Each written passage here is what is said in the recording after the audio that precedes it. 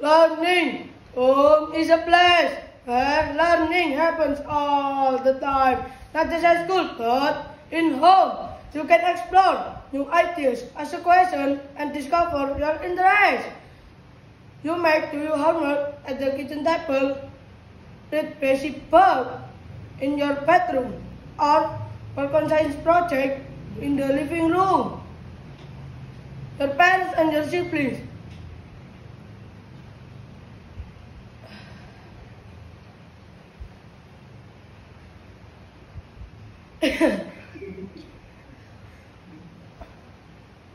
may help you with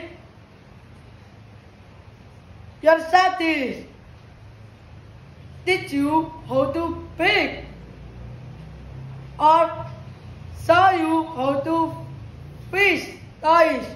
So, home is where you grow, not just knowledge, but also character building. Thank you.